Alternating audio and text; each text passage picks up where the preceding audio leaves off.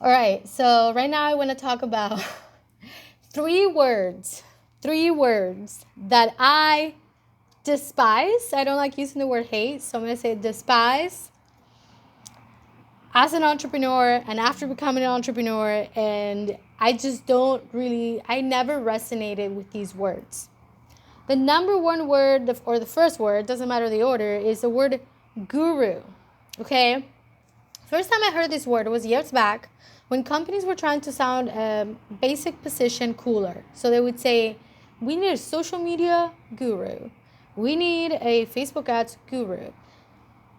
It just meant that it was a basic position and it didn't really have a real title like director or manager. So they would just make it sound cool. Now, once I left the corporate world, I entered the world of the gurus because I became an entrepreneur. And by default, if I had followed on the footsteps of a lot of people out there, I would have become an automatic guru. But no, that didn't really resonate with me. And here's why. Because a guru, and I looked it up, I Googled it, it says a guru is a spiritual teacher or an influential teacher or popular expert. Okay? Now, I feel like everybody is a guru now. Like everybody's an expert.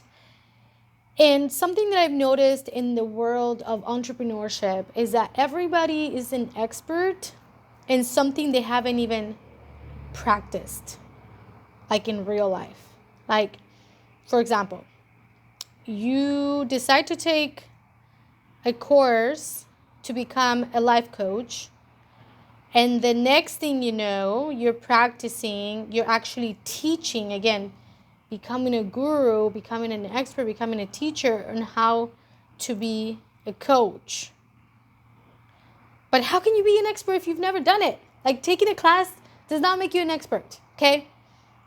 An expert is someone that has experience with it, okay? Like I speak Spanish, so Latin words, I understand their roots, like expert, experience, experiencia. Like it comes from that, okay? That's like the root word of it. Now, I don't have an issue with people being newbies at things or rookies or wanting to get really good. Like if you are taking a class to become a graphic designer and then you say you're a graphic designer and then you go on and work as a graphic designer and you get a lot of experience, and after a couple years or after just creating really amazing work, even if it's after 3 months, but you're just so good at it and you have such good results, then you can start teaching.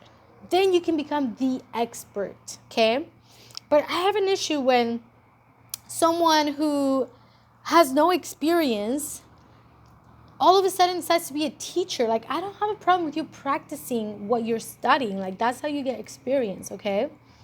But my issue is you're not a guru yet, okay?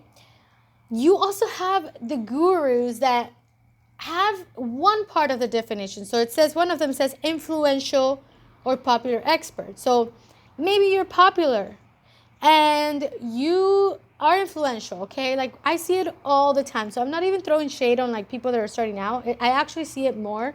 The gurus, the fake gurus, are actually more like the ones that are famous already. Like known gurus that are selling a lot of things and they're charging a lot of money for something that they haven't practiced yet, okay? To give you an example, let me go back to the same example as the coach. You want to be a coach, and then you become a coach, and you become really great, and you get a lot of clients, and you do really well, so therefore you want to teach. I don't have an issue with that, okay? So don't get offended. But more often than not, and I live in San Diego, like almost the capital of coaching, and you decide that, hey, I took a course or a certification to be a coach, but instead of actually being a coach, I'm going to pretend that I got really good results so I can go teach other people how to be successful as a coach. But if you were doing so well, why did you decide to not even practice it for a few months? Why did you decide to go and try to teach other people how to do something you haven't done? It sounds like common sense. Like, you do not see professors. Like, if we go with a traditional, example of like a teacher, like when you go to a classroom, the professor will have a lot more experience than the students, a lot more knowledge than the students, right?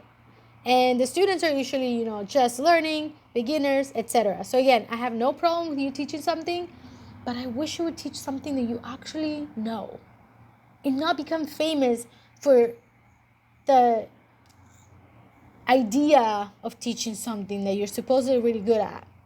But your only social proof is that you're famous or popular. Your social proof is not that you actually were really successful and accomplished in this thing that you're trying to teach. Okay?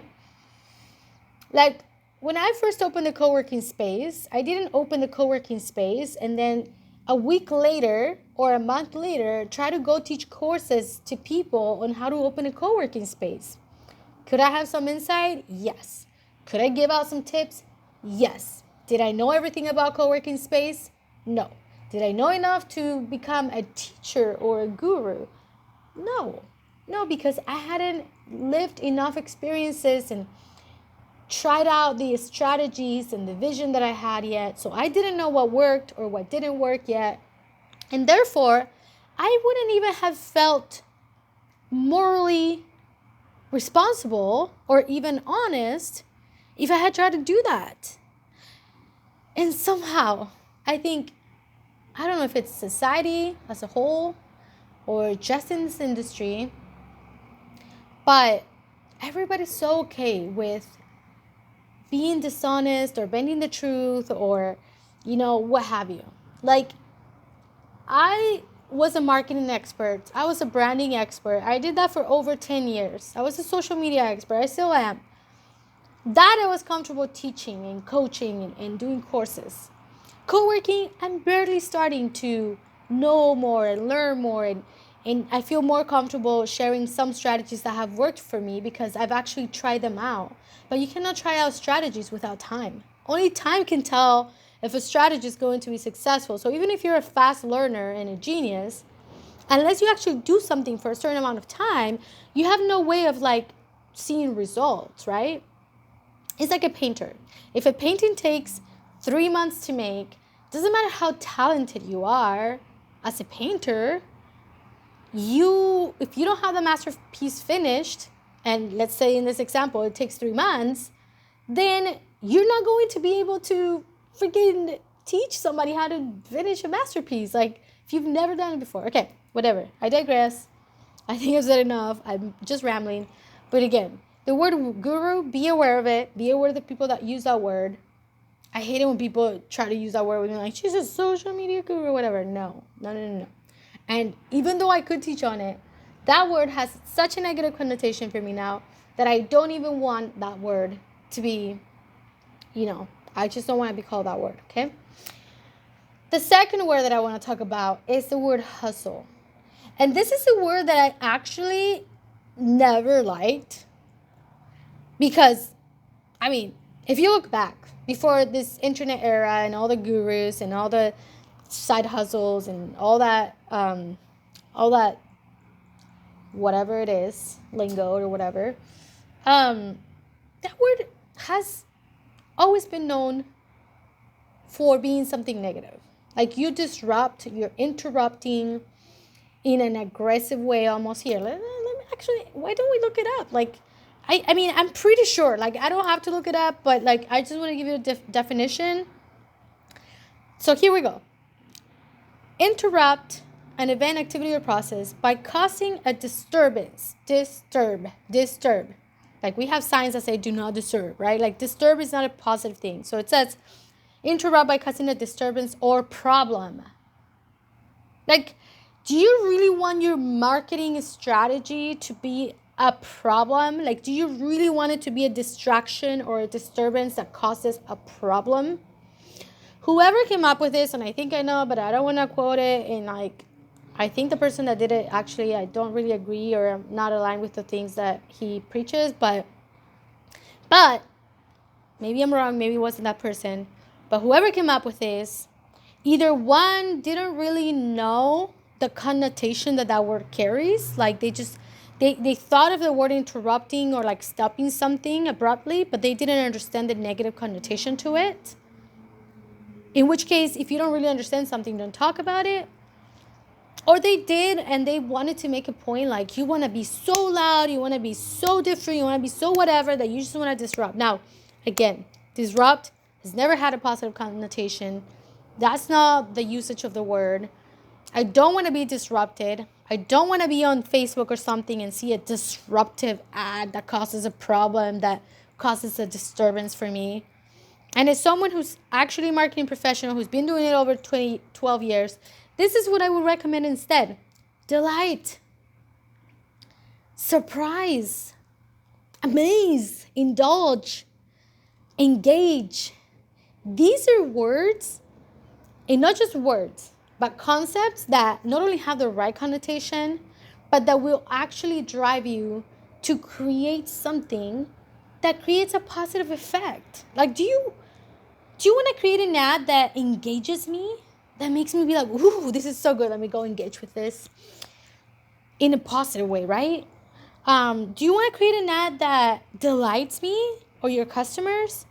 Or do you want to create an ad that disrupts your customers, that interrupts them, that disturbs them? You decide. But here's my thing.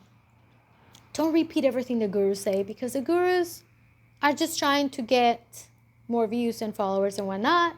And they say things like, my thing is, I just feel like this person just wanted to find a buzzword that he could claim, that he made up, or that he coined for the marketing industry. And he did coin it, right, for in this context.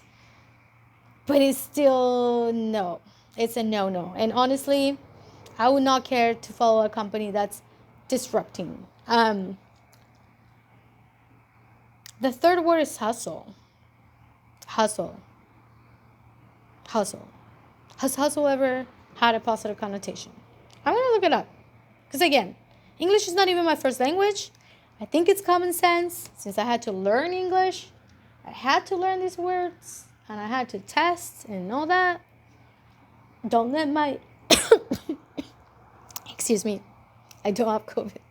Okay, I'm going to edit this out. But I just need some water. And I didn't... I'm not used to doing videos enough to like remember to bring me water. This is why I don't claim to be a guru, okay, in the recording thing. But has the word hustle ever had a positive connotation in the English language? Like historically, like I understand now people try to make it happen, but here it is. Definition: verb, force someone to move hurriedly or in a specific direction, or obtained by forceful action or persuasion. Now you could say, well, you do want to move or do this or do that, or like be encouraged to do something like a side hustle. Like you don't want to force it. Like the word force doesn't even have a positive connotation either. Like, do you really want to do work that's forced? Do you really want your side gig to be something that's forced? Does saying a side hustle, I think inherently, by using that word, you're already giving a negative connotation to the side hustle. You're already saying, this thing is going to be a hustle. This thing is going to be forceful. It's not going to feel good. Now, if you believe in the power of words, why are we using these words? Why are we saying hustle? Why are we saying disrupt? If this is the meaning of the word. And this is what it, or even says a fraud or a swindle. So, no, I don't want to have a side hustle. I don't. Here's the thing. If you want to become an entrepreneur, let's say my example, okay? I had a corporate job, but I always wanted to be my own boss and create my own thing because I wanted to create. I've always craved to create. Even within corporate, I was like an entrepreneur because I was usually the one in charge of creating new initiatives, whether I was marketing, communication, social media. I was creating new initiatives from scratch. I started the communications department from scratch. I was innovating within the company, okay? And I would have never thought of that of a hustle. And likewise, while I was doing that work, if I had decided to, you know what, on the side I'm gonna blog, or like in my case, I started like a the travel Instagram, travel slash foodie Instagram. I would have never thought of that as a hustle. If anything, that was the highlight of my day. That was a good part of my day. That was the part that I love because that was my passion project. When I started Instagram, and even till this day, it's an expression. It's my place to express myself, okay? That's why my Instagram, I share business, but I also share my personal life because really it's my where I express myself. Just like you could have a canvas, like for me it's a digital canvas to express yourself, whether you're a photographer, a designer, a business person. It's a place for you to ideally, right? That's intention that we're sharing our idea and it's almost like a portfolio and we're sharing our expertise and whatnot. So I would have never thought of that as a hustle. I would have never thought of that as something that's a fraud or a swindle or something that I obtained forcefully or something that I forced someone to do. I mean, that's just common sense. Like, I can't believe I had to explain this when English is not even my first language. And I feel like even most of you that whose first language is English know this, right? It's just something that the average person knows and it's common sense. And yet these marketers and gurus are just simply trying to sound cool by coming up with a term that really doesn't even make sense. So that in itself should be an indication that something's sketchy, that there is a disconnect there. Because if they really understood marketing or they really understood entrepreneurship, or if they weren't trying to create a side swindle, maybe because they're creating that, they're projecting, right? They're like, well, I'm creating this fraud over here, so that's my side fraud. So I'm just going to call it side hustle and I'm going to tell everybody to call it that. But because that's not what I'm creating when I create, I would never call it that. Why would you call it a hustle, a side hustle? Like, I think I said that word too many times now. I never even say these words. You get the point. But this is my point. My point is that you have to be aware of these things and you have to be cautious, especially if you're trying to start a business or if you're early stage of starting a business, because these are just called buzzwords in marketing. And there's good buzzwords, right? Like engage, delight, surprise, retain, blah, blah, blah. Customer journey, whatever. There's so many buzzwords. But the ones that already have a negative connotation and a weird, questionable source might be an indication. Like, you gotta watch the way people communicate with you, because it might be an indication that to them this is a side swindle, that to them this is a way that they're disrupting and interrupting and disturbing your life. Now, when I look at the type of person, and again, it's not everybody, and if you have used this word and you're an honest person, I forgive you. I mean, no, I don't. I'm not accusing you, because most likely you just heard the guru say it and then you thought it was a good word and maybe you started using it, okay? So I'm not trying to make you feel bad here. All I'm saying is open your eyes and be cautious, because when you listen to people like Seth Godin, which I think is a real marketing expert, I have a lot of respect for him. He's actually influenced me in very positive ways. He was one of the reasons that I got promoted the first time, because I read one of his books and it just gave me the encouragement to not listen to my lizard brain and to just, go all in and this and that. So I respect him, okay? Because again, transformation, results, real results. So I respect him. And when I listen to people like him, I don't really see him using these words, he even says unmarketing, that's what I believe in. And maybe I'm idealistic, and I am from the school of thought that, a business is to delight their customers and to have morals and values and actually live by those morals and values and not just talk about it or put it on their website. So maybe I'm a little bit picky, but you get to be, because you're spending money in these people, okay? So I never spend money on those people.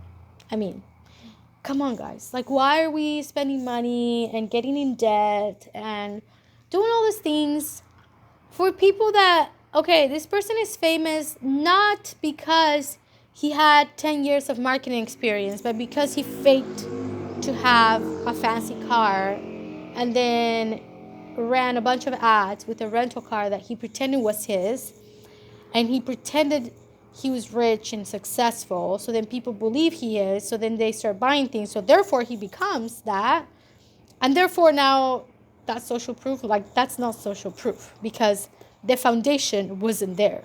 Okay, a lot of people could become things. Okay, let me give you another example. If your doctor, if you went to the doctor and the doctor said, well, I wasn't really a doctor when I started working here, but I had a sketchy strategies, and now I want to teach you how to use those sketchy strategies, and I'm going to cure you through my sketchy strategies. Would you go to that doctor?